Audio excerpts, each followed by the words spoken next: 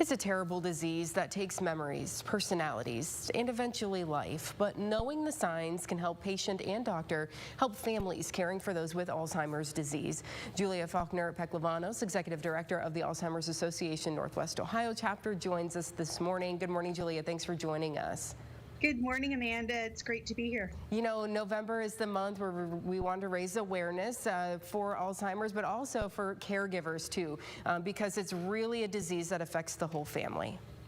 It sure is, and we always tell families that that you are not alone. There are millions of families, unfortunately, across the country that are dealing with this, but it does impact every single member of the family in one way or another when someone in the family does have dementia. You know, we have a big holiday coming up in a week and a half, if you can believe it. You say that this is actually a good time for families to maybe notice some changes in behavior for their loved ones.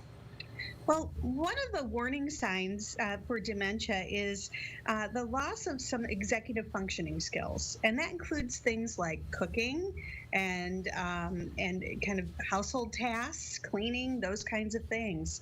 And so if you've noticed a change in your loved one when you visit their home over Thanksgiving or the rest of the holidays that are coming, it is a time to make sure that that person sees the doctor and has a brief cognitive assessment done, which is, by the way, required in the annual Medicare physical, but it's very important to get that done as early as possible.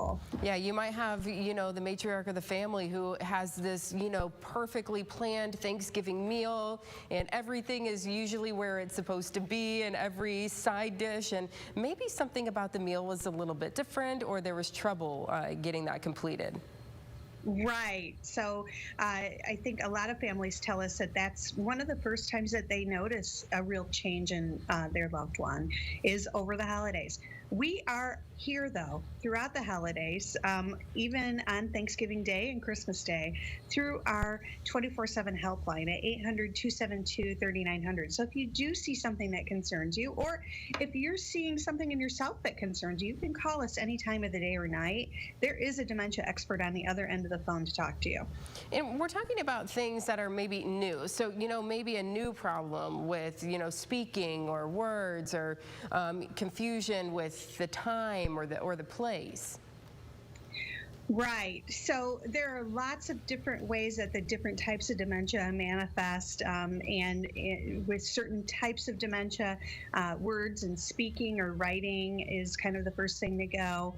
And in traditional Alzheimer's, which is the most prevalent brain disorder that causes dementia, the executive functioning, as I mentioned earlier, is a big concern, but also not being able to retrace your steps when you misplace something. So those are things to really look for Alzheimer's specifically. And as you mentioned, you know, make sure you see your family doctor. This is something that they should be really looking for at a yearly exam anyway, if they are covered under Medicare. But we also want to mention the caregivers too. Maybe you already have a diagnosis in your family.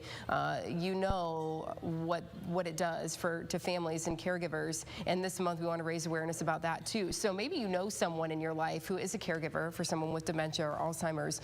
This is the time to step in and try to help them out. It sure is.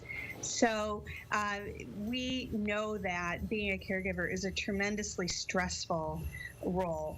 Even when someone is placed in long-term care, oftentimes that family member is trying to visit on a regular basis, and that is disruptive to the life and then their lifestyle, but also more so is seeing those changes in their loved one is stressful as well.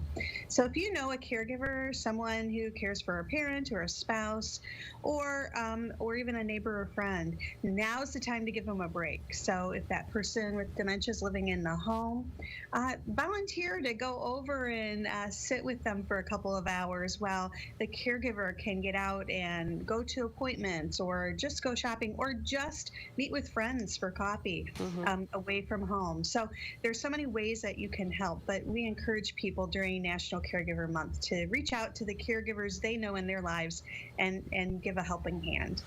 Julia, thank you so much for joining us this morning. Of course, you guys have all sorts of services and support available all the time. So reach out to the Northwest Ohio chapter for the Alzheimer's Association if you need any help. Julia, thank you so much for joining us this morning. Thank you. Yep, take care.